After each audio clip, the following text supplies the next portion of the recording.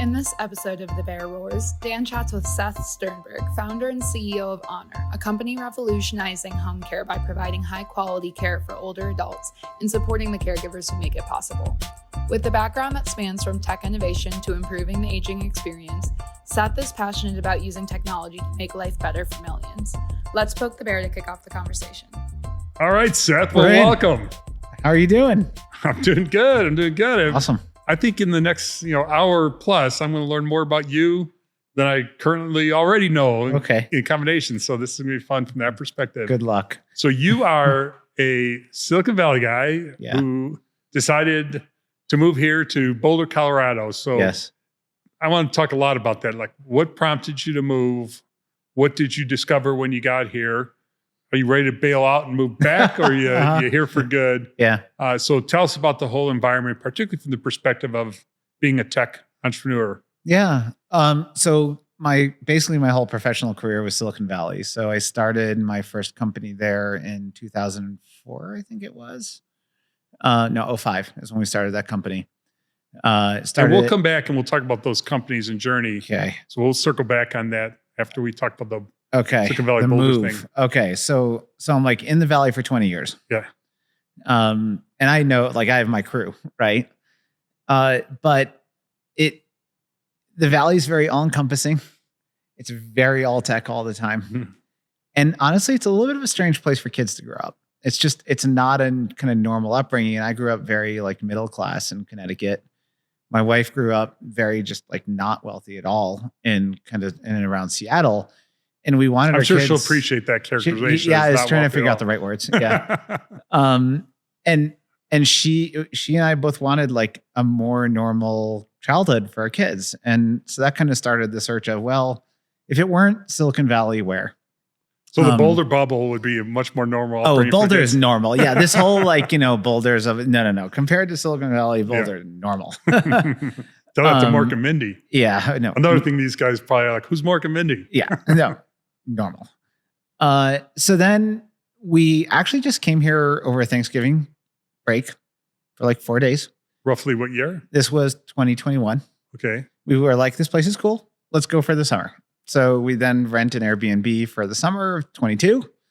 And like 2/3 of the way through the summer, it's like, wow, what if we pulled the kids out of school for a year, right? We could do like a year abroad. People do a year abroad. Let's pull our kids out, have them go to school in Boulder. Boulder does feel like foreign territory. So I get the obviously. year abroad. Yep, obviously. And that year has now become 2.5 years. And we just moved into a house we've purchased, and we're really happy to be here. So I think, there's the kids really played a big part in it. We also really like they can be outdoors. They can go mountain biking. Then they can go skiing. You can ski and be home in time for lunch. I have a thing that none of us know what the future holds. We have no idea where the world's going to be. We're kind of in a high beta environment. And so I think that if there are and the high beta, we say we are in a high beta environment. Are you talking about the world we live in? Politics, economics, world stability. Like it's very high beta right now. Yeah, we'll come back and talk more about that too. That would be a great topic. Yeah, we can go there. Dive deeper. Yep. So my kids are 9 and 6, 2 boys, very high energy. And I think for them, especially given the high beta environment that the world kind of has become, a lot of the life skills I'd want them to learn are kind of available in Colorado. So like I want them to learn, if you get knocked down, you get back up and keep going. Yep. Mountain biking's good for that and skiing's good for that, right? Especially at young ages. Yeah. And then the other one I want them to learn is new tools. Like, how do you constantly adapt to an environment where, like, to be amazing, you need to learn the new tools that are coming out all the time. That kind of gets to reason number 2 we came to Colorado, which is my company went remote in COVID. I can be anywhere, but I have to be all around the country a lot, or world later today, go over to London. The location of Boulder is like great, right? I can get to New York in 3 hours. I can get to Silicon Valley in 2 hours. And I came here with this concept of this would be an amazing place actually to do real fundamental innovation. And it's close enough to Silicon Valley that you can really create this amazing tie with Silicon Valley and potentially get really cool things done here. So. And have you found there is more innovation here taking place or less than you were imagining when you first got here? I think the direct answer to that question is less.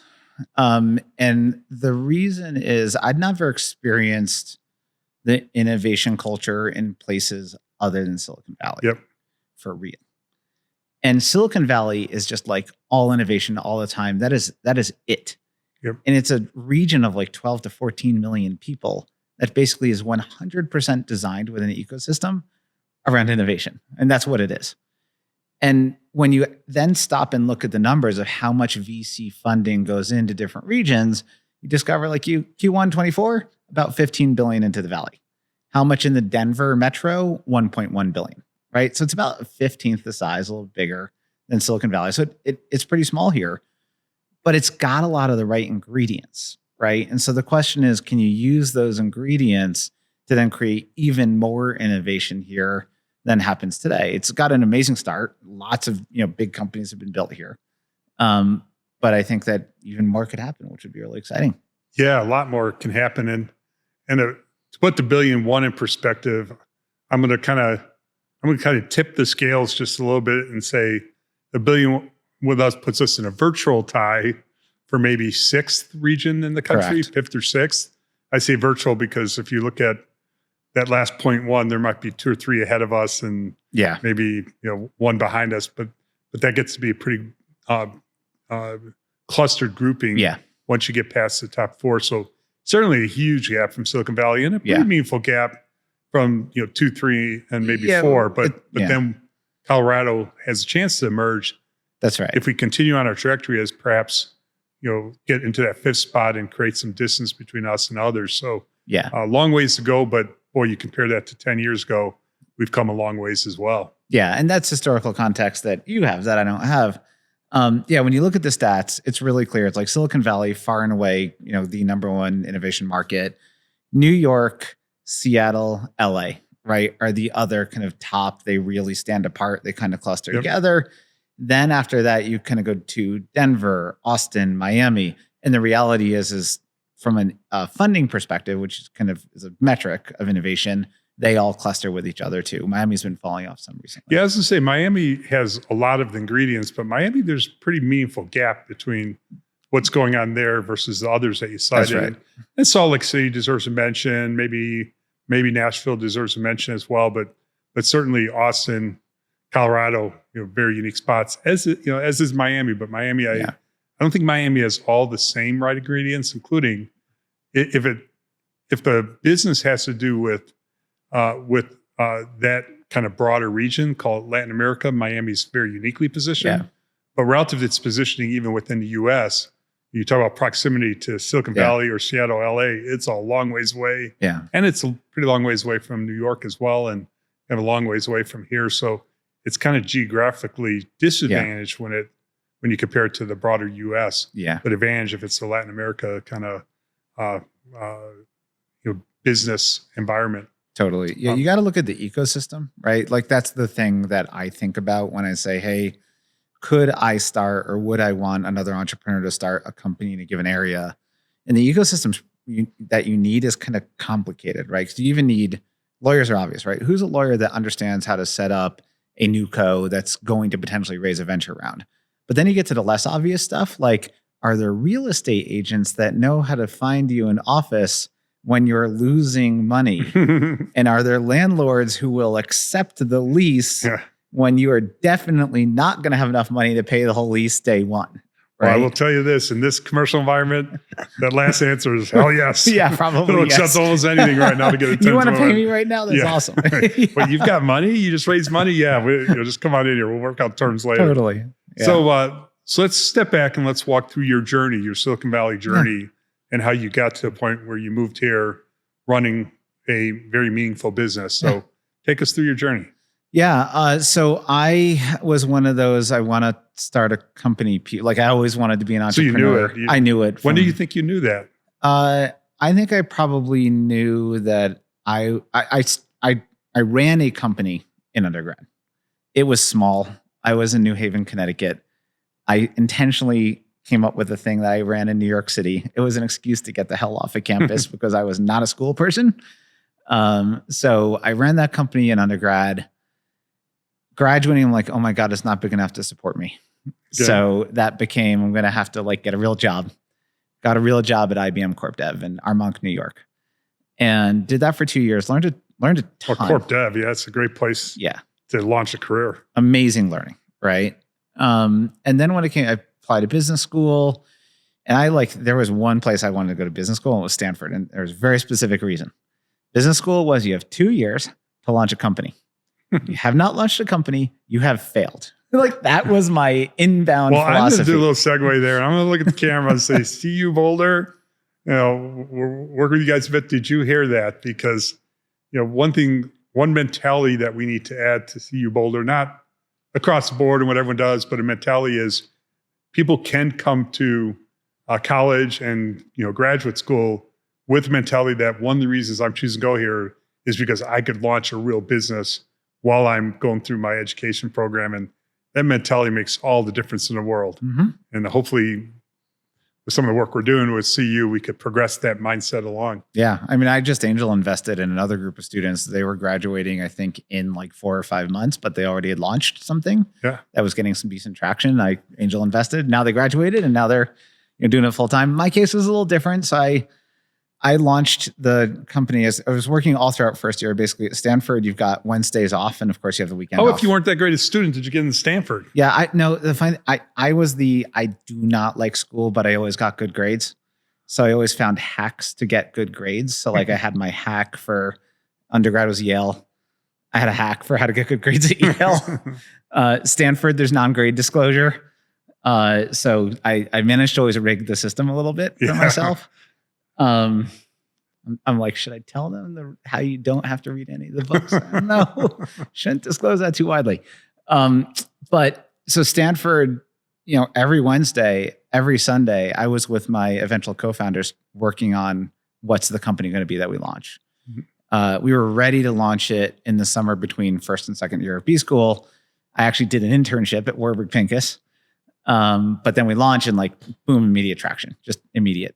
So I tried going back to B school. And what was that business? That was called Meebo. And at the time, it was just straight up a web messenger. So websites did not yet have real-time anything in them. You couldn't use them to do Google Docs or instant messaging or whatever. So we were the people who put real-time communication into a web browser. Okay. So that was very, very popular. And what were some of the early web browsers that you were able to put it in? You could go into Firefox, Internet Explorer, Safari, like it worked in any of them. Oh, so you put it in, and those are for those who are too young to remember. Those are some of the there top wasn't Chrome. 4 or 5 browsers at the time. Yeah. Chrome didn't exist, I don't think. It was Internet. We had to make it the most important back then were Firefox and Internet Explorer were the two. And then, so launched that, instant traction, just tons and tons of use for back in that day. Tried going back to B school, wild failure. I just couldn't do the company was scaling super fast. I'd get text messages on my Trio. It was Trio days. It was the service is falling over. We need 3 more servers right now because there's no AWS, right? So you had to buy your own server and get it racked. So, I'm in the middle of finance class, sending messages to the server guys, I need to buy 3 more servers and you need to rack them and I need them online in 2 hours. So dropped out maybe 4 or 5 weeks into first year.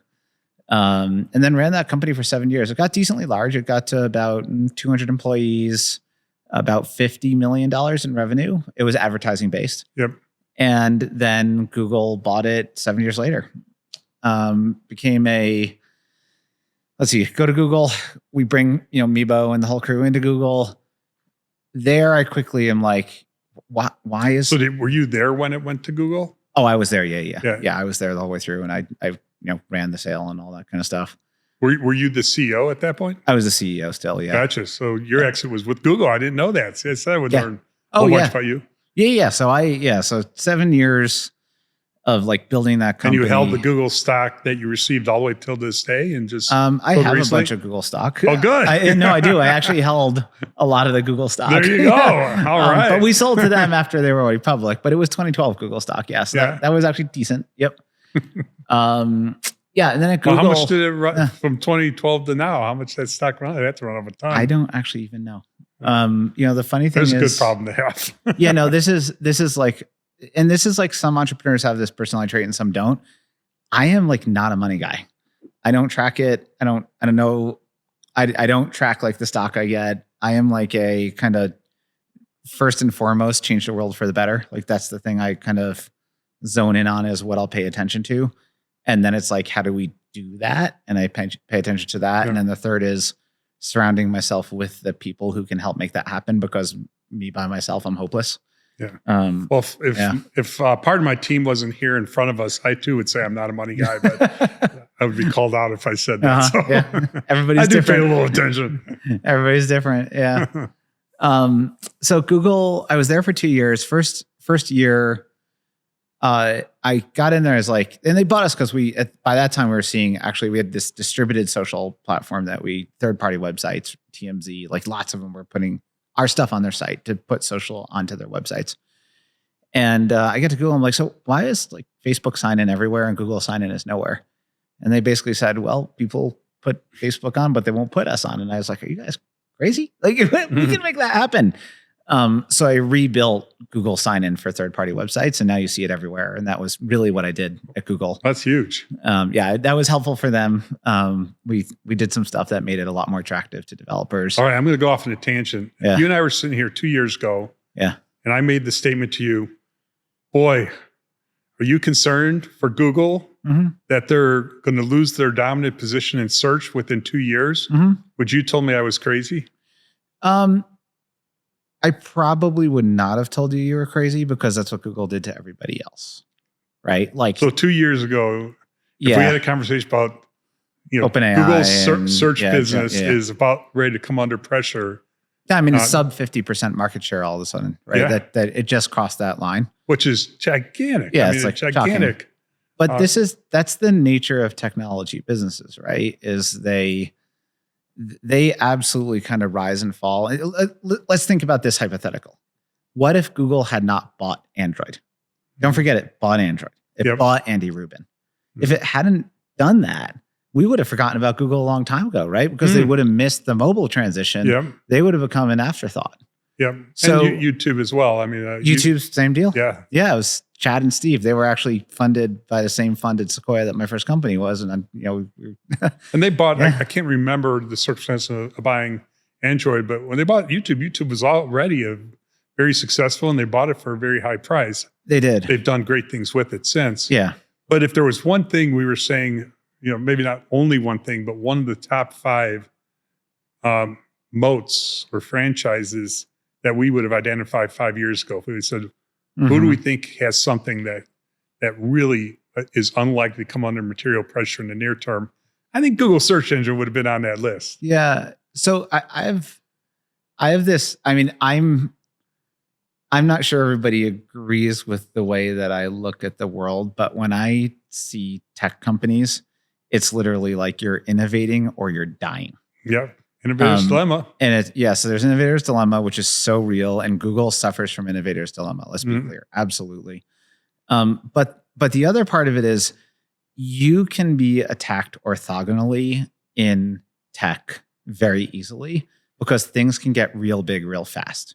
And that's effectively what's happening to Google right now, right? Is they're getting attacked orthogonally with a thing that replicates search. And it's not, someone came up from behind on core search, like Microsoft been trying to do with that with Bing for a long time, right? But instead it turned out this conversational thing that was, AI driven is an orthogonal attack that's effective. And it went to 100 million users in record time. It was like a month, right? And that's the attack that tends to work.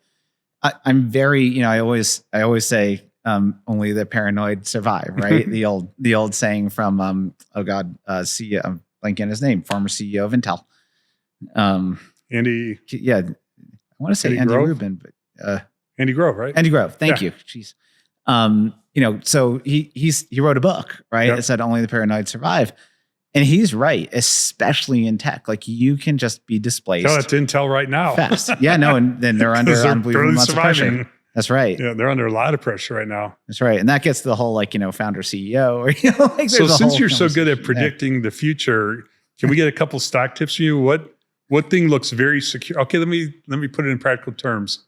If you take the 6 most highest valued companies out there, so NVIDIA, Meta, Google, Microsoft, who am I missing? Amazon. I don't know if that's 5 or 6, but if you take that grouping of companies, First, do you think that all of them are going to do well in this post-AI world? Or do you think one or two of them might take some big steps back because of the broader AI dynamic that they're all part of, but there's others part of as well?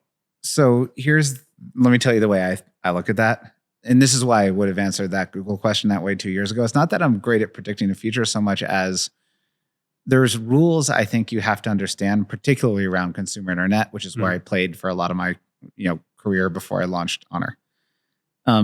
One of the rules that you just fundamentally have to understand is you get these platform shifts.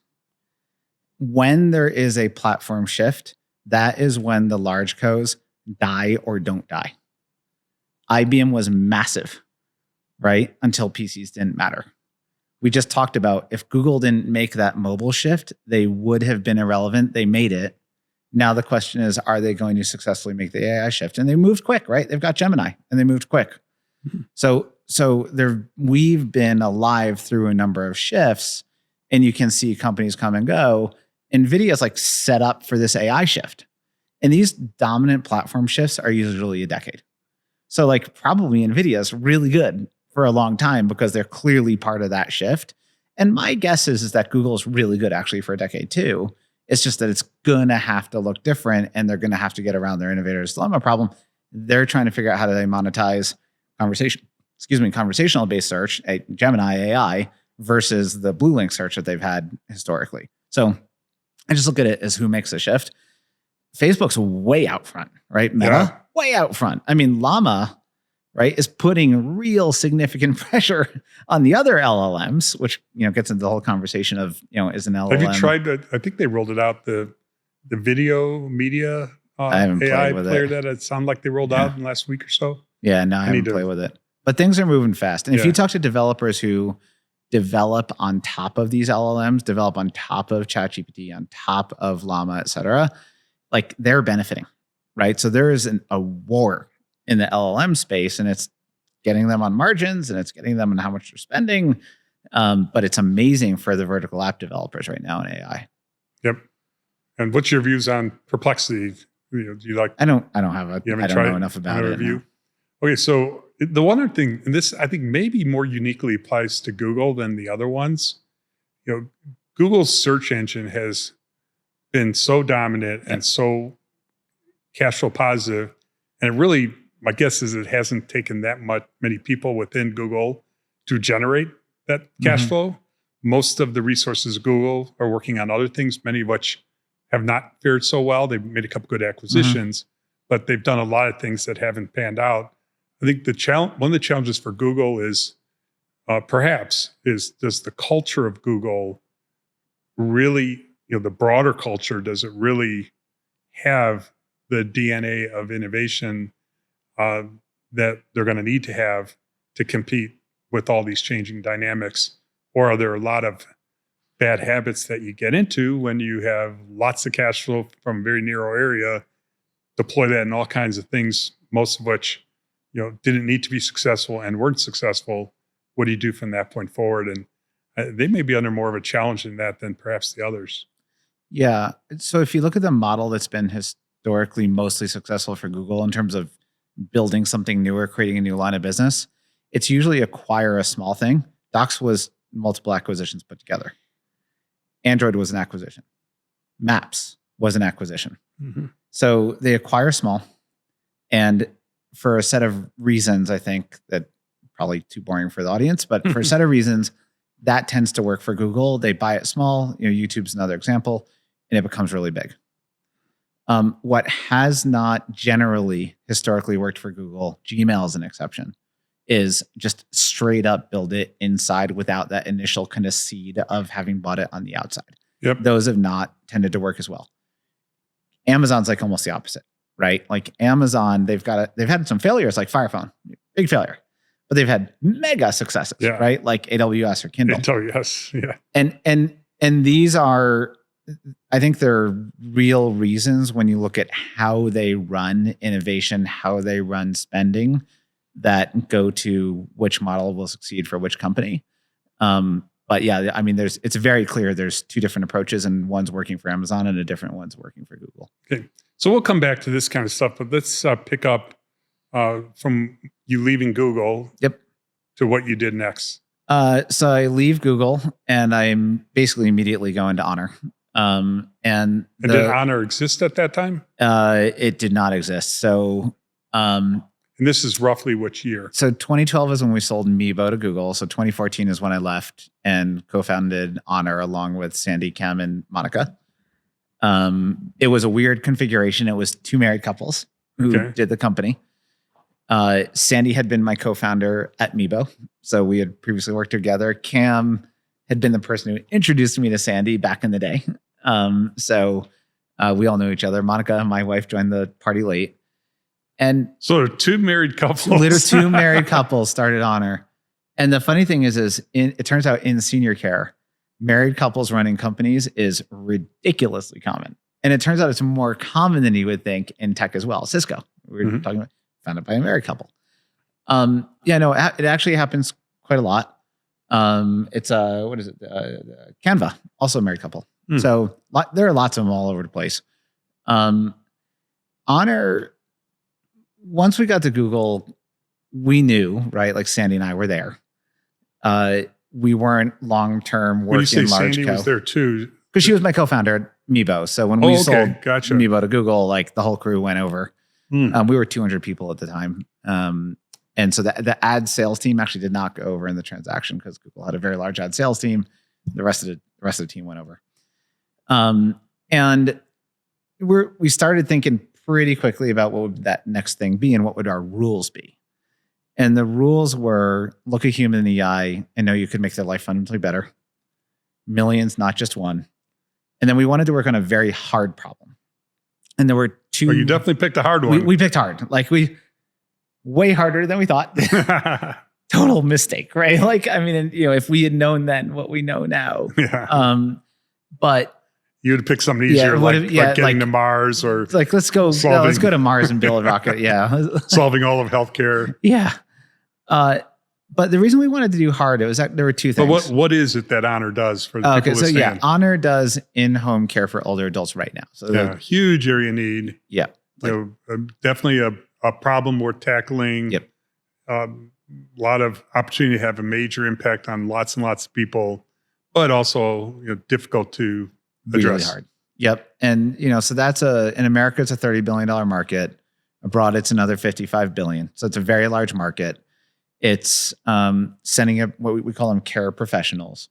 They go into homes of older adults and they help people with what I call the activities of daily living. So getting out of bed, getting food, getting dressed. Like literally, if you want to live in your home, you need someone to help you. And if it's not a neighbor or family member, then it would have to be someone like us. So we really liked that concept because we saw it as, hey, if we actually defrag this market, so it's $30 billion market with 21,000 agencies in America. Wow. Creates horrible client experiences, horrible employment experiences. We basically said we could probably use technology, we thought, to fix this problem and defrag it and create one nationwide network that had a standard of quality and a standard of service delivery. And then we could use that network to solve other problems. Like that was the ultimate goal, is actually to change the way society cared for older adults. Like that's what we really wanted to work on, right? Like let's really fix how people age here and abroad. But we knew that we had to fix this home care thing first and kind of use it as a base in order to then be able to solve other problems down the line. Yep. So launch it right out of Google. And it was hard. Like it was really hard. We launched in the SF Bay Area. We launched with, I'd call it a thin veneer of technology and a lot of just like us running a home care agency, figuring out why do these things never scale. Mm-hmm. Got to $10 million in revenue in about 18 months. So pretty quickly built a large agency because the average agency is like $1 million, $1.5 million. But man, we were falling apart at the seams. And I was pretty sure we'd have to shut down. Like at that point, I was like, wow, this is not a technology tractable problem. It's like nearly impossible. But we were just big enough at that $10 million run rate to have enough data that we could start running real kind of statistical analysis on, why are the care pros behaving the way they do? And why are the clients behaving the way they do? And is there actually a solution or not to this seemingly impossible problem? And it turned out that AI has to be the solution because that's what I was just about to bring up, because I have a mom who's living at that phase of life, wants to stay in the home, but needs full-time care. And some of the full-time care you need is physical, right? But a big chunk of it is less physical. It's in the form of, one, really being aware of what's happening, so that if physical care is needed, you see it immediately and you get someone there. You're not even reliant on a person who needs the physical help to press a button. And another thing you need is the social experience of, and AI could play a big role in those two areas. And then if there's the physical aspect of care is nearby, the physical aspect of care doesn't have to be sitting there 24/7.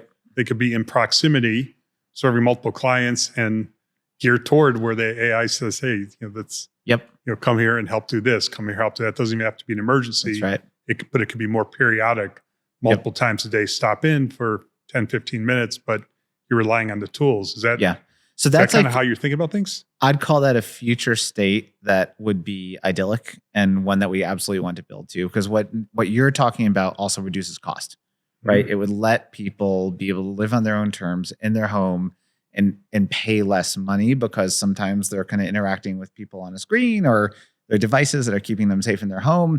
And other times people are there physically helping them, for example, get in and out of bed. The kind of AI that we had to deal with, this is back in 2016. Oh, actually, let me jump in there, because if it was less expensive, obviously it'd be available to more people. But even at the same cost level, it could produce a much better outcome. Oh, totally. So, I think of it again. This is maybe a data point of one, but I think it's others go through similar experiences.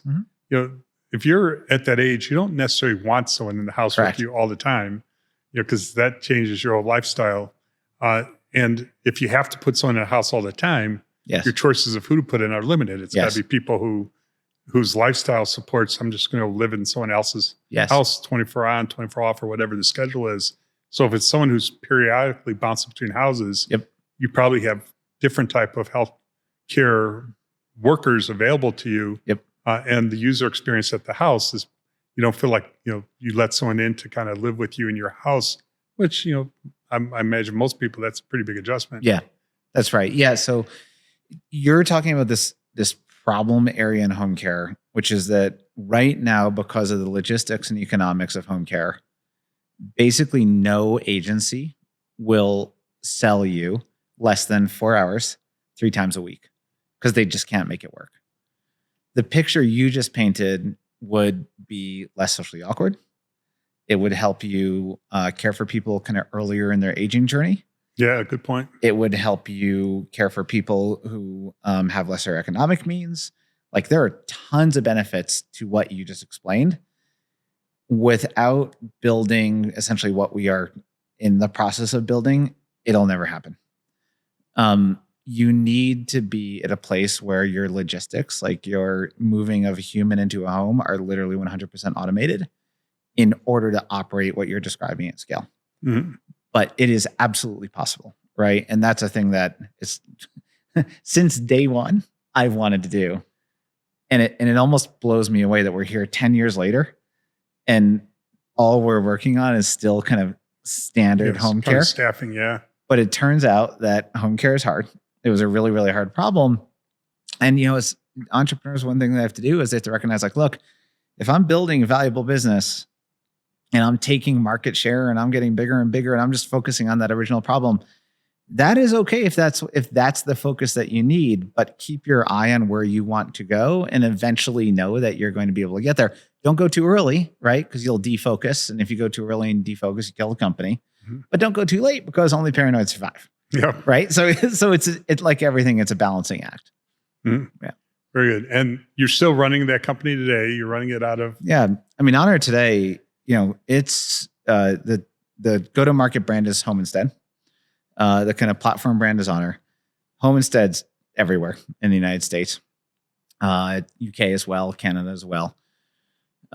It's the company HQ, like 650 employees. and has become well over $300 million in revenue. Congratulations. EBITDA, thank you. Yeah, no, I'm happy about that. It's quite EBITDA profitable, which is also awesome. So we're in a really nice place where we are now, if you look at in-home senior care, we're delivering about 60 throughout our total network, about 60 million hours of care a year. And that makes us like minimally 2x as large as the next largest kind of like network in-home senior care, any kind, home health, hospice. And you built this from ground up. And I built it from ground up, but we did an acquisition 3 years ago. So I built from ground up Honor. We built the technology, we built a whole network. And then we acquired Home Instead, which is this really amazing, basically franchise network that Paul Hogan had built from 30 years ago. We did that 3 years ago. And the concept was we could take our technology that allowed home care to really be able to scale and put it into Home Instead's network, which had lots and lots of coverage throughout the country. And that marriage was actually really, really important. That was, you could say I learned from a past life at Corp Dev and IBM, if you can take two things that have like really complementary, but really different core capabilities and put them together, if that can really work, that can be a super winning formula. Great. So let's get back to some of our earlier conversation. You made the comment earlier that when you're talking about your boys and how you want them to be resilient over time. And then you made a comment about the world is in an unsettled situation. I don't know if those are exact words, but you alluded to there's a lot of stuff going on. Yeah. So when you say that, tell us what you're getting at there. I mean, I think we're in an environment right now where at a pretty fundamental level, facts are no longer agreed upon. And trust between different groups of people has really broken down in like a very meaningful way. I will even say, there's things that even this morning I was reading a headline from the New York Times and read the first couple of paragraphs. And the first thing I thought of was, they can't really believe that this is an objective presentation of facts on the front page of the newspaper. Then I think if I thought more about it, it's like, yeah, they really believe it. They really believe that is a factual article. Yeah. The problem is, despite the fact that they believe that, that's almost certainly not what we would have thought of as facts 10 or 20 years. 10 years ago, if someone says something's a fact, that means, everyone pretty much agrees on it and they're probably all right. Yeah. It's not, I believe this is a fact, but half the people in the country don't believe that's a fact. Yeah. Well, that probably means it's not a fact, you know, unless you're in a certain field that people are like, well, I don't know, I don't really understand. But where people have such a different, and I think inside them, genuine point of view that, no, this is the right set of facts. Your set of facts aren't facts. They're, whatever the expressions people use, false news or whatever. It's getting worse. It's not getting better. Yeah. So, I mean, the fundamental thing here's my mental model on it. So, 1700s, the way information disseminated really was through kind of local printing presses. Facts were what the local printing press printed and what your local tribe told you. And that was the fact. And they prided themselves in when they said something was a fact, that it could be like verified theoretically locally verified. Yeah. But it was all local, right? Yeah. And what a local printing press was saying in Philadelphia, Pennsylvania could have been very different from what something was saying over in London, right? Do you want me to give you an example? This goes back a few years. Got this on a podcast and didn't believe it, so I had to look it up. So if I told you that a front page article in the New York Times was about some number like 30 skeletons uncovered at a site in Pennsylvania of giants, human giants, 8 feet, 9 feet, 10 feet tall. Yep. And it was just reported on there, not as a sensational story, but as just a matter of fact article. Yeah. I heard on podcasts that's evidence, purportedly evidence that, there used to be in distance past humans that were giants. Right. And that there even existed here in the US. And then they cited that. and whatever the podcast was, like, how do you know that to be true? He's like, go look it up. Go look it up. Now, whether or not it's true or not is unclear now, because what happened to evidence, people then started to fight back on it. No one knows, where those skeletons now reside, that kind of stuff. But it was on the front page of the New York Times, and it was a matter of fact article written about this discovery of giant skeletons, human skeletons in Pennsylvania. Yeah. Wow, that's crazy. Is that crazy? So I don't know if that was the first untrue fact that was reported as fact, or something else. Or maybe it's true. Yeah, who knows? Right, it's true. We still don't know. Yeah. But yeah, so that is the way the world worked, right? You had this really interesting period in kind of from, let's say, the 1950s through to like 2000, maybe 1999, where facts for broad swaths of the population came from one of a very few networks. So in America, it was kind of CBS, ABC, NBC, Fox. Mm-hmm. And they had like slight leanings, right? Like, Fox was a little bit on the right side. NBC was a little bit on the left. Maybe CBS and ABC were more centrist, whatever. But like, they were pretty close. And it was only 4. So everyone was kind of getting programmed with basically the same set of facts. Mm-hmm. And so you could have kind of broad agreement about stuff.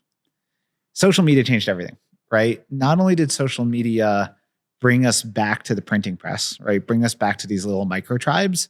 But instead of micro tribes around geography, it became micro tribes around not just interest, but what do you have a propensity to react to within an interest area? Mm-hmm. I'm interested in politics. Well, which one gets you to click more?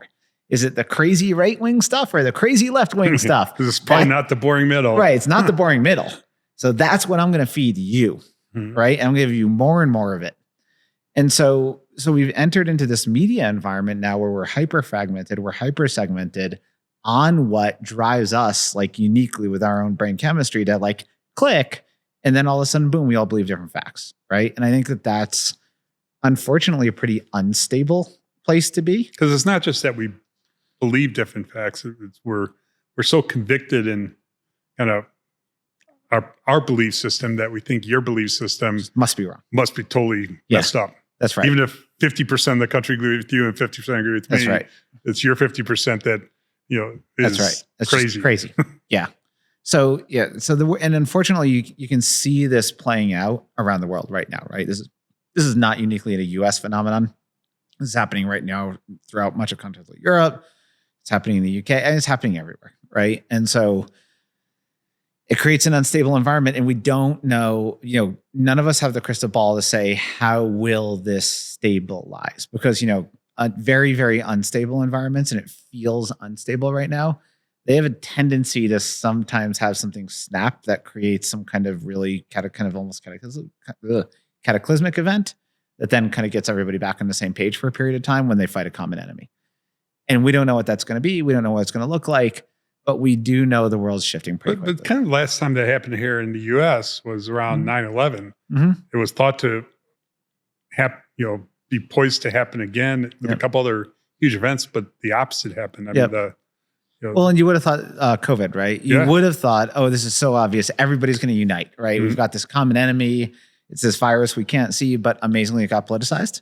Yeah. Amazingly, it became a 50-50 thing with, kind of half-half thinking the other half was crazy.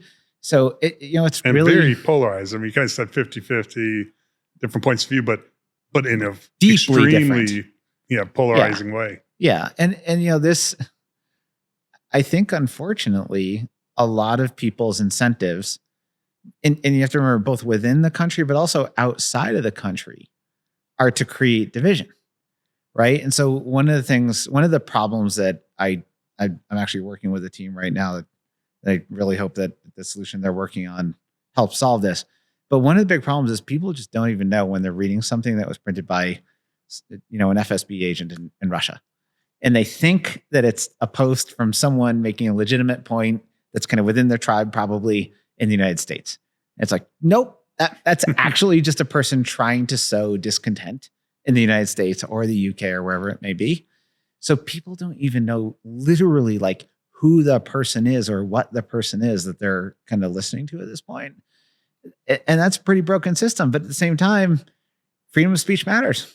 Yeah. Right. So what disturbs me is that and I'm going to assume in some of these news outlets, the brand name news outlets, I'm going to assume that the people who are sharing information aren't nearly as ignorant as you would have to be to present stuff that they describe as kind of fact and objective when you know that there's zero chance that is an objective representation of what is happening, yet they come across as if they think they're presenting to you an objective, unbiased characterization of some event. But I'm assuming they know that they're not doing that, but I'm starting to wonder. I don't think they know. How could they not? One of the things that you can observe from back in like the 80s. I remember this pretty well. I'll leave the person who said this to me and like their name out of it, but they said to me, they were in the news a lot. And they said to me, look, every time there's something, and this is the 80s, every time there's something in the news that I don't know about and I read about it, it sounds reasonable to me. Every time there's something in the news and I read about it that I deeply know about, it's always wrong. And I think the problem that, journalists have, and it's just a legitimate problem, is they're trying to learn so much about so many things in which they're not actually a content expert so quickly. And they've actually got all these different voices in their head telling them it's this, no, it's that. And they're trying to put it together. And I think it's just a really hard job. I'm not talking about the ones where there's room for innocent mistakes or, I'm reporting so many different things that I'm just, I'm talking about people, I'm talking about the talking heads that go on and on about something, as if they are the expert and they're spending so much of their life on it, yet they're not giving you the full picture. And it's okay to say, hey, I have a strong opinion on this matter. Here's my opinion, but that's not the way they do it. They do it as if, they have the truth and the poison point of view is the non-truth. And it's like, man, I think that's crazy. So a conversation I have with a family member of mine a lot is you do have to think about what the incentives of a person are that you're listening to. Yes. That's a great point. And, the incentives in news media changed a lot over the last couple of decades. And unfortunately now it is very, very hard to be in news media and not care about kind of sensationalism. Yeah. Because you gotta get the clicks. You gotta get people tuning in. Or you're not there. You're not there, yeah. You're gone. Right. And so, if you're... So we're gonna have to spice this up what I'm hearing. If you're in that job, you're not going to be in that job very long if you're not doing something that gets people riled up and tuning into you. Yep. It's hard. Yeah. And that could, but then, now we're in like, well, crap, existentially, what do you do? Right. Like, how do we make the system work? And that's, something we're all working on. Yeah. Yeah. Hopefully there's a path forward there because continuing to get more divided can't be a pleasant outcome. That's right. Yeah. I mean, more divided is really scary. I think, I said, I forget which friend I was talking to about this, but I basically said to them, when I was a kid being, in my teens, and I'd think forward about kind of, which countries would definitely my kids want to potentially, grow up in and create careers in, right? So kind of a future looking statement about which countries in the world will kind of clearly be up and coming with like huge opportunities. When I was a teenager, I probably would have said clearly the United States, clearly China, and the rest is a little bit unclear. And today, I would say the list is probably different. What would be on the list? I don't know what the list is today. Yeah. I mean, like the one country who I'd say is like almost certainly on the list today, but we just don't know is India, right? Like massively up and coming, has huge issues, but huge opportunities. Democratic based system, like very, very democratic, but like lots of stuff going on there.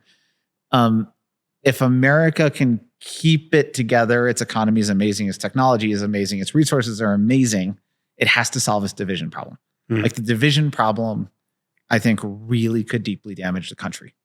So we have to figure out how to have the people like not be in these 50-50 camps where they just believe the others just wrote evil. If we can solve that, then clearly America.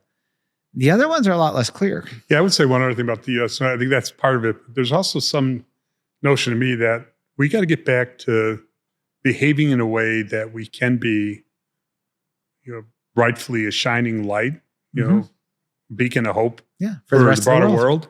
And we're behaving in ways we're not that are bad. And it's like, man, if we could somehow figure out how to get closer to that again, no country, no people will ever be anywhere close to perfect. But, we're better than we've been in the last 5-10 years. And you wish more people on the ground here in the country would somehow realize that we can only be there if the super majority of the country respects one another. We don't have to agree on everything, but we have to be able to have respectful, vibrant conversations, collaborations that are for the greater good, as opposed to just trying to make money off of being divisive with one another. Yeah, that's exactly right. Yep. Mm-hmm. Yeah, no doubt. And I think I'm very late to this party in life in that, for whatever sets of reasons, I had maybe, even as, I was in my 50s, kind of a naive point of view that the U.S. was more right and others were more wrong. Mm-hmm. I think I had the balance way off. Mm-hmm. And as I've had an opportunity to step back and see more things, experience more cultures, I've come to realize that there's a lot of systems that can produce good outcomes for the masses. And there's a lot of systems that can produce really bad ones. It's not saying close to, hey, if you do it like we do it, that's good. And if you do it different than we do it, that's automatically bad. If we could just bottle that up and give it to Americans to fundamentally understand, maybe we wouldn't be in this 50-50 problem right now.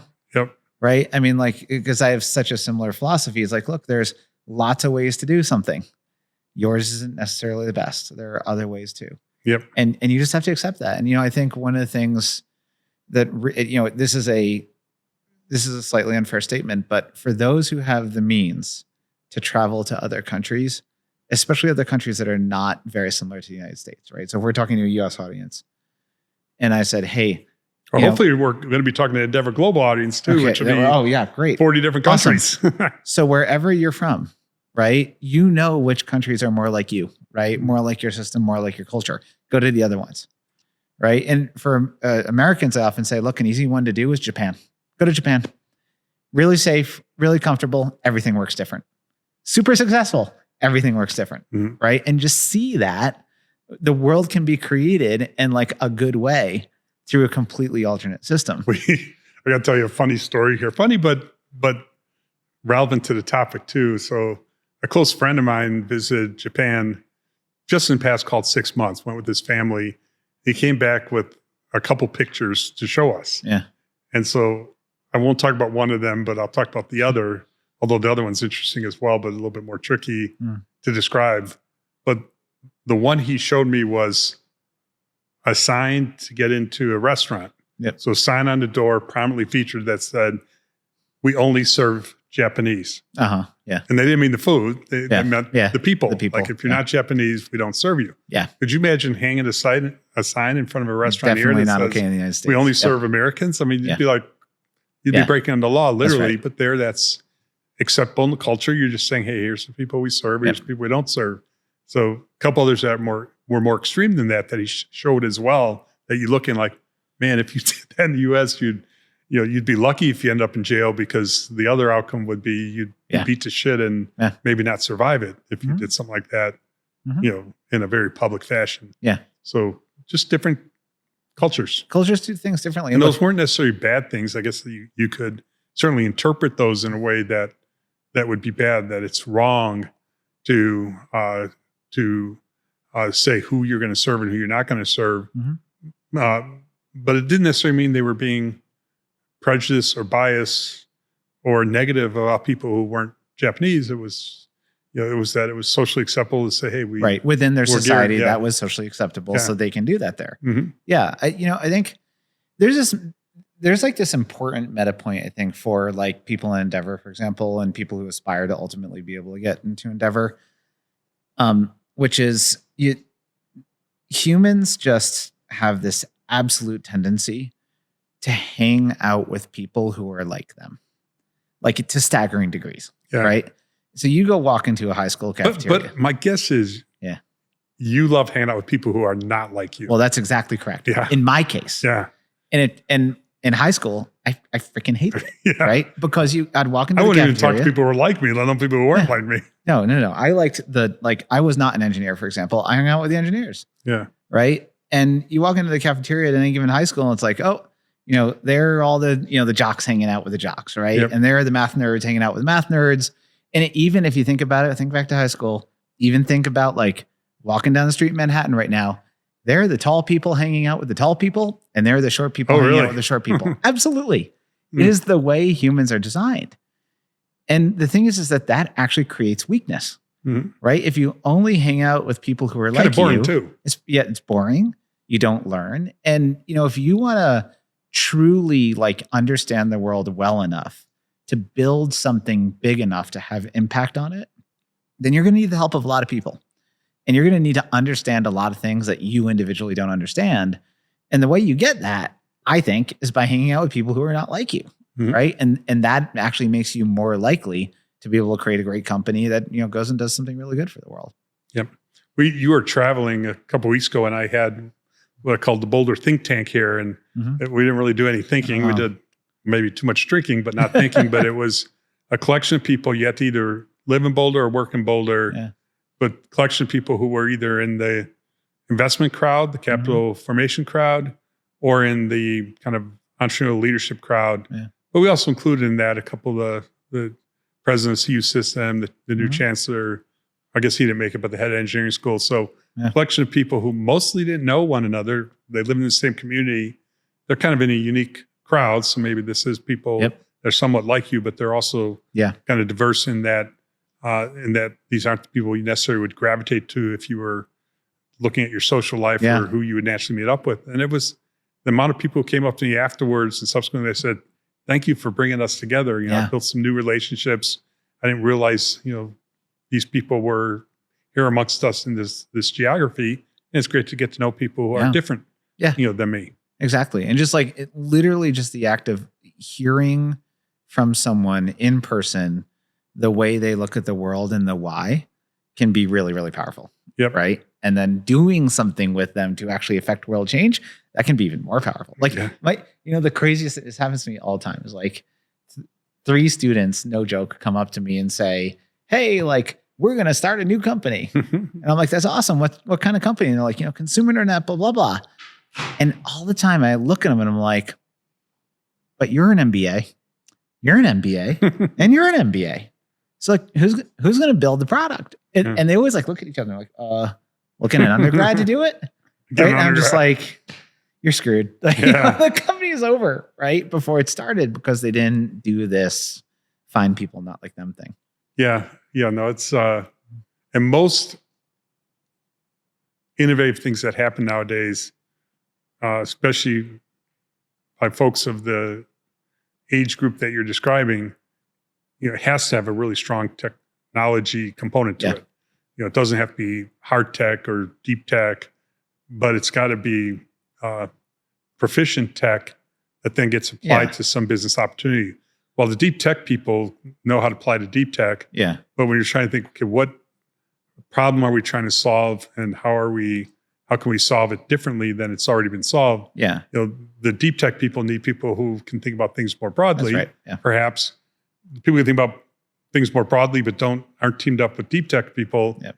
They're going to be clueless. They're going to have all these ideas on how to solve something and no grounding for if it's technologically doable, not doable. Maybe it sounds great, but it's been done a million times before, and they're not even anywhere close to, the edge of what can happen. Yeah. Speaking of which, you've spent a fair amount of time in AI. Mm-hmm.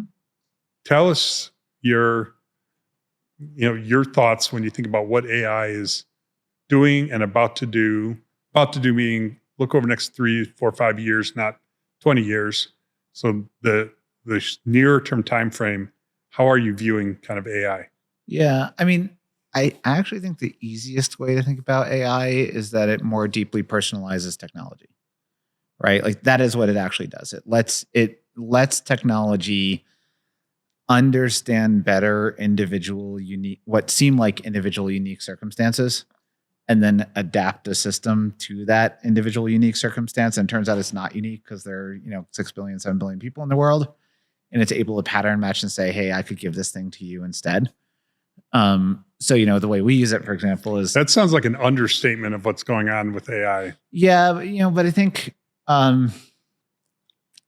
it's just... yeah. Well, the problem is AI broadly. So if we meta out for a second, AI broadly, it's literally just to use the past to predict the future, right? At the broadest level, like what is LLM, Gen AI that everybody's talking about today? It's just looking at what has been written in the past to predict what you would want based on a set of words that you gave it. Yeah, but that could describe all of humankind too. Well, that's the thing about AI. So let's be clear, to your point, I think it's hard to put a bound around what AI can or will do. It's like an unanswerable question. And you can think of it, I guess the simplest, to your point, way to think about it is literally just past predicts future. And so therefore I can apply that to almost anything. I think a form of past predicts future is personalization, right? And that's probably the form that I knee-jerk to, because I then think about, okay, well, someone's mom needs care. What's the care plan that gets written for that person? The computer is actually going to write it better than a human would write it, because the computer knows every person that's ever had an interview and every care plan that's ever written and the outcomes on those care plans. And a human can't hold that stuff in their head. Yep. A computer is going to do it better, right? The past predicted. The human future. would have to do a lot of research. Yes. So to come up with a really good plan takes a lot of effort. That's right. If you're human, to come up with even a better plan takes a lot less elapsed time. Maybe a lot of effort, because you got to burn a lot of energy. But lots of energy, which is a whole different discussion, which maybe we'll get into, maybe we won't. But how quickly in AI's infancy. Now, I know AI has been around a long time. I went to AI seminars when I was 3 years out of college. You'd go to whatever the industry events were back then, and there'd be an AI track. So AI has sort of existed a long period of time, but it's really only in the last 2 years that AI has taken on this whole new dimensionality that, for most of us seem to happen really quickly. Yeah. And has gotten very profound very quickly. Yeah. So what it can already do just 2 years into this seismic change is mind-boggling. Yeah. I mean, mind-boggling. Well, to be super, this is going to be like slightly dorky about it, but there's kind of two things that changed in the last 2 years. The concept of AI, which tons of people in tech land had been using really like pretty aggressively since, let's call it 2012, and then it got more aggressive in 2016. It got applied to the written word, right? There was enough compute power. There were good enough algorithms that we could apply past predicts future to words. And that let many, many, many more people understand, oh my God, this AI thing is really powerful. It was powerful before too, but the masses began to understand. The other thing that happened that was really important 2 years ago is AI written as a platform, so that application developers could develop applications without having to create their own base model. That is that is the transformation that has mattered. And the reason is you can be, a developer like us and say, hey, I want to create this care plan.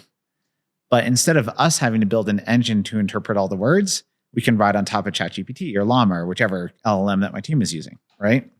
So we could all of a sudden take advantage of this base level stuff, just like AWS came along, that I used to have to buy servers. Now I can just take advantage of like AWS, pay them a little bit of money, and like boom, servers just magically appear. Same thing happened in AI. Someone say you pay them a little bit more than a little bit of money. It's a lot of money. Yeah, in both cases, right? Yes. AI platforms are expensive. AWS is expensive for same. Their costs are also high.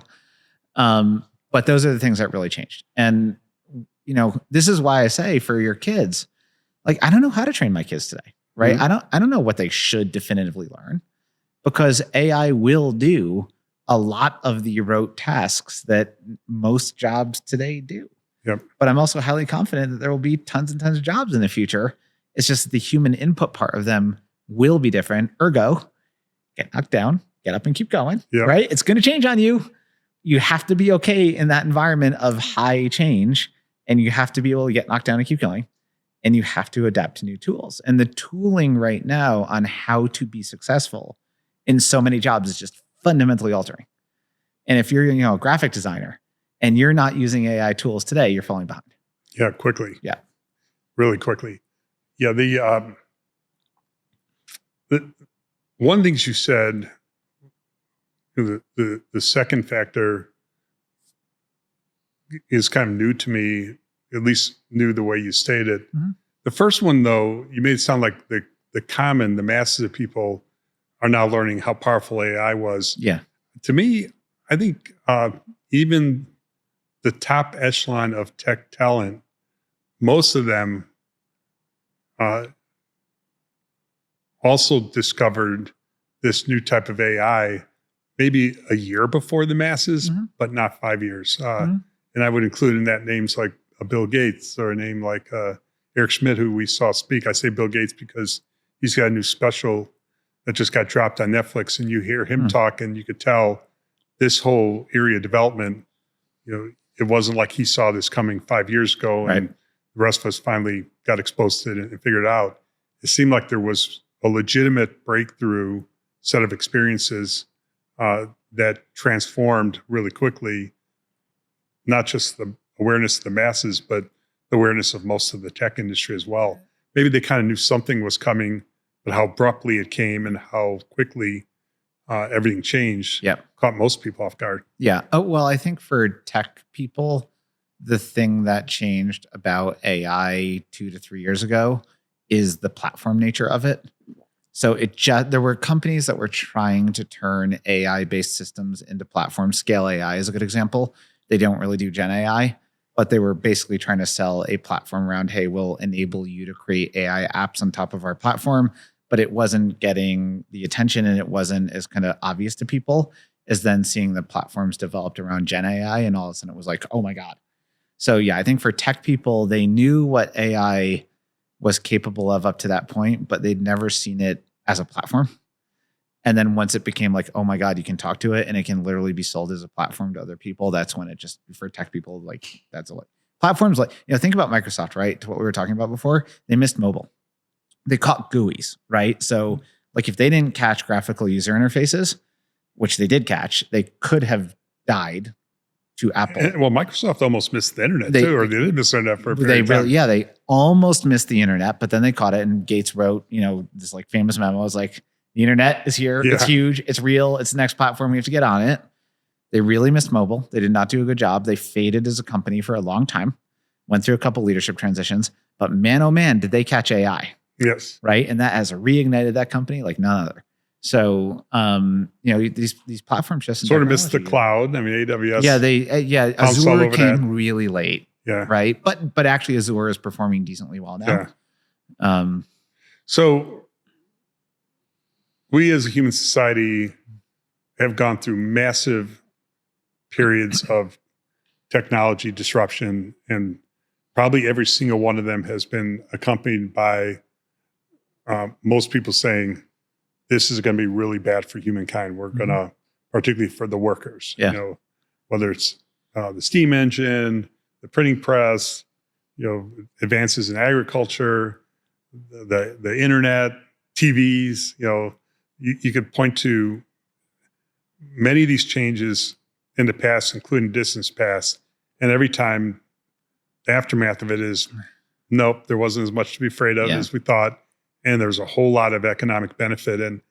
And let me talk about something first about economic benefit. So what is economic benefit? Economic benefit can be a lot of things. A lot of times the tension is on how wealthy the most wealthy are and the gap between those and the average paycheck. Yeah. And those obviously have been growing like that. But the other way to look at wealth is what do most of the people in the world have at a point in time compared to what they used to have at some previous point in time when it comes to, what you really need. Do you have access to food? Do you have access to health?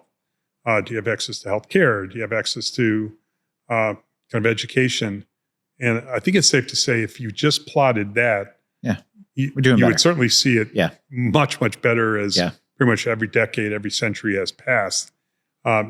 So to some degree, if you said, I think that's maybe one of the most important measures of good.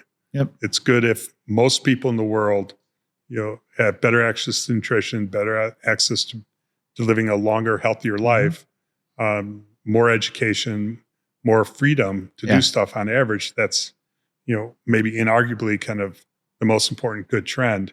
And I think each one of these technology advances to date has certainly, it has to have helped that happen, because if not, it had gone the other direction. Economic wealth has increased. Yeah. Yep. But that doesn't necessarily mean you could take for granted that will always be the case. So where are you on the question of AI? How likely is it that, like every other one of these changes, every other time in history, it's going to be a positive to humankind as a whole, versus is there some part of you that says, I'm not so sure this time? I am thoroughly and completely convinced that AI will help humanity net a lot. The Industrial Revolution and AI are similar, right? Because in the Industrial Revolution, the fear was the machines would take the jobs of the people, but more jobs got created over time. Mm-hmm. And when you look at the possibilities for humanity in AI, from drug discovery, where there's amazing things happening in drug discovery around AI, where it's beating the humans. When you look at AI's ability to kill off human bias in something like hiring, humans are inherently biased. The machine is not, right? That's amazing. Okay, a tiny bit of an assumption in that last statement, but the machine is not. It can be trained. It can be trained incorrectly, right? But the machine is not biased. Well, we'll come back to that. Okay, we can come back to it. And that's like saying a human's unbiased. It can be trained to be biased, but it's biological factors that do the training. It's not, it's not someone from above. And could circumstances be such that AI takes on certain biases that get beyond the ability of humankind to control that? I think that's a legitimate conversation that will be had many times over the next many decades. Yeah. So I think that, we can get to it. I think, so when I see AI, I'll give you an example. I think about a company that has 100 recruiters, and you want to train those recruiters to all hire on the same system the same way. And that is impossible. And then I see a company that has 100 nurses, and you want to train those nurses to listen to symptoms and identify disease in the same way. Impossible, right? It's just not possible. But then you take an AI system and it can do the work of those 100 nurses, or it can do the work of those 100 recruiters. And if you see that it's doing something wrong because you're monitoring your AI, and you see that, it made a mistake on that diagnosis, you can fix it once and know that across the entire system, it has now fixed that diagnosis. Yeah, I don't know that it's going to play out that straightforward. This may be an area you and I don't come at it from exactly the same perspective. And part of it depends on what time frame are we talking about too. I think in the shorter term, that is almost certainly true. Mm-hmm. In the medium term, it starts to become less certain. So medium term might be even as soon as 4, 5, 6 years from now, because I think there's a risk here. Like there was really, maybe with the benefit of hindsight, there's never a real risk that we as humankind were going to lose control over the machines that were created by the Industrial Revolution. They weren't going to. They're not smart enough. They weren't going to outpace us. They weren't going to outthink us. They weren't going to be able to manipulate us. It was just not a possibility.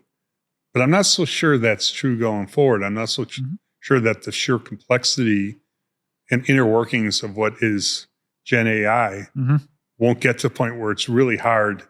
Like we were at a conference together, and I can't remember who said, all you got to do is pull the switch and you turn down. Well, I think Gen AI is going to be designed to be not vulnerable to anyone pulling a switch, because you're going to want resilience. You're not going to want to be subject to power outages or sabotage. So you're going to make it hugely resilient. And therefore, what switch exactly are you going to unplug? And, how exactly are you deciding who the right employee is? You wanted to do it the way we taught you to do it, but you've advanced a lot because your Gen AI, you by design have advanced a lot. Have you advanced still to be not biased? Or have you advanced in a way that there's a bias there? And would we even know it if it was happening? And, if I started to think it was bias and you started to defend it, would you be right? Because you don't think it's as biased as I think it is? Or are we back to there's more than one view of what's factual and what isn't? I was going to say, where you're just back to, you're recursively back to where we actually are right now. Yeah, but at the same time, Gen AI but it's just a machine is Gen now a AI human. is doing one of these. And So I think that this is like a highly theoretical argument, so we should stipulate that, but we're already at a place where we know half the humans think they're right and half the humans think they're wrong. We exist in that world today, and it's unfortunate, but we do, and we should try to fix it. At some pretty fundamental level, we have to see AI. When AI is making decisions, we have to see AI as an employee, and we still have to apply human judgment. And that is really important, right? Like my employees, they make judgments all the time, all day long. We have a system to catch bad judgments, be they about corporate strategy or but as something you said on the earlier, line. if you trained everyone, all the nurses, all the HR department, if you train humans, there's going to be variability, which, some of that variability can play out. And that's why you have to catch, you have to, so you have to that's hard with humans. It's probably going to be just as hard with, if not orders of magnitude harder with AI. I think retraining the humans to all behave the same is like nearly impossible, but watching the net output of what your team is doing and looking for mistakes that they're making, be it a bad strategic call or a mistake in who they're hiring or who they're promoting or whatever. I just think that's doable at scale, right? You have to have the right kind of business intelligence tools and the right data inspection routines. You have to know what you're looking for, but you can. So you're going to find AI to help you discover when other AI is misbehaving. Well, people are doing that today. No, that's real. You're joking, but it's real. I know, but I'm not joking that won't be happening. But if that's, will it all be broken? Your safety, that's your safety mechanism. Humans have to be a safety. So, like, I just believe at the end, it's funny. Internally, what we do is the current state of AI. We talk about AI and we say it's like an intern. We're like, you have to treat it like it's an intern. So you have to give it really specific instructions. You have to over-explain things to it. And then when it gives you an output, you have to really we call it auditing internally. You have to really audit the output. Now, we do this with our employees too. We have an auditing system for our employees too. And I just think that where you can't go is the AI is just the God that makes all the decisions for the humans. Humans can't abdicate, right? And it's kind of like, this is a little bit like, what is management? Yeah. Okay. Here's where I'm doing things too. So let me tell you something I think you and I both agree on. I'm not of the point of view that AI doing all the work is going to displace kind of the opportunities for the masses of people. I think that to me is I'm more on the side. This would be like the other revolutions that have taken place many times over. It's going to create a whole nother categories of opportunity. Where my concern is even what you were just saying right now, we as humans have to do this so it doesn't get out of control. And then we were talking just a little while ago about how big the world is, how many different cultures there are, and how many different ways a culture could choose to do something. And, there aren't necessarily rights and wrongs. Maybe there's some things that are absolutely wrong, but there isn't anything that's absolutely right. Well, you might be sitting here in the confines of Boulder, Colorado, and the comfort of the U.S., and thinking about things from a point of view of, what is the best thing for humankind. But there's other parts of the world that might be driven by very different perspectives. And that may be where it gets out of control. This is really important what you're saying right now. And it's a thing I am worried people miss. We have to understand that we are in a race around AI. And let's call the United States, must existentially win that race. Yeah. We cannot lose it to other countries around the world, even our friends. Yes. Right? But we can share with our friends. That is awesome. And we should share with our friends. But we must win the AI race because you will be able to win more with AI. And there's only one other analogy for that in all humankind, which is nuclear. Sure. Nuclear can be a force of good, as we're rediscovering nuclear energy. Or it could destroy all of the world. 100% correct. There's going to be competition for power, competition for dominance, competition for influence. Just as it played out with nuclear, that's a very likely dynamic that's going to play its way through with AI for decades to come. And you just said power, and this is something else I think people are missing, right? Like to win at AI, you actually have to win at power generation. Yes. Right? Because that's another key ingredient to AI. So I'm worried that people's views on AI are too much about kind of today and potential pitfalls today. And people always have those worries about change. Change is always scary, and there are always potential pitfalls in change. When you take something as powerful as AI and you look at the future, right? If you think about a world 10 years from now where America has lost the AI race to, let's say, China, you are not going to be living in the same country in 10 years that you live in today. It will be fundamentally different. Certainly, different. You're not going to be using the same currency. Let's talk more about the power. And I don't want to go into the bigger power topic relative to AI, but I want to talk about it nearly in the way you just described.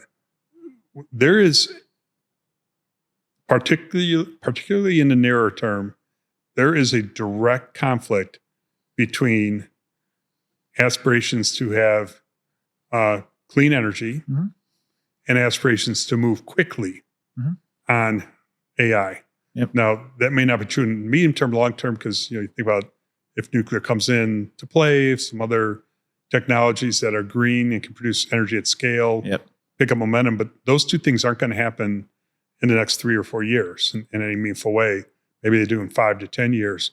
But the amount of energy that we need to produce in the near term to even keep up with the early stage of AI is such that it has serious implications on the power grid. And where's the energy going to come from, and how are we going to deal with that as a society? And if we drag our feet and can't figure that out, certainly in other parts of the world, they're just going to do it. So this is a good example. Blatant. You and I were talking earlier about there are positive things you want to develop that can have negative externalities, right? And so we must win AI. We need to get our house in order around clean energy. And I think that a thing that I wish America would really get its head around is that nuclear can be clean. And like there's all the data shows, I know there's momentum. But it's still a long It's going to take a long time. But as that long time happens, we actually do need to stay on the forefront on AI. So if that means that we have to go into certain kinds of power in order to enable that, right, for a period of time, trust me, other countries will do it. Right. So they'll do it in a lot less clean ways than we do it. And then we're going to be in a lot of trouble in 10 years. So, there may be a period of time where we have to use less clean sources of energy to make sure we stay ahead on AI. But what we can't do is use that as a crutch and not work on the clean energy. We've got to work on the clean energy. And there are solutions that we know. We have to stop saying that windmills can cause cancer. Right? That's not helpful, right? When we're talking about but it's also not helpful to say nuclear is bad. Those are both not helpful things when we should just be societally aligned around we need very significant sources of clean energy. I mean, it feels like the sentiment right now around nuclear is that it's trending the right direction. But even if it trends the right direction, you then have the whole bureaucracy to kind of grapple with. If the powers to be say, okay, we agree, we need to get back into nuclear production, and it takes 10 years to permit anyone to do anything, there's probably going to be other parts of the world that use that to a big advantage. Oh, for sure. And what we haven't talked about, nor do we need to talk about, but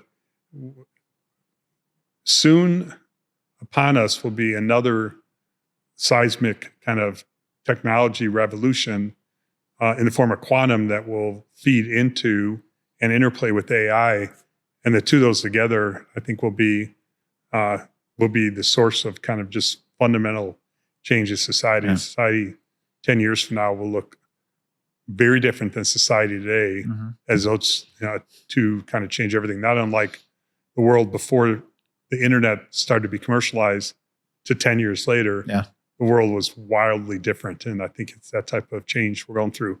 And that's probably not a bad spot to stop this conversation.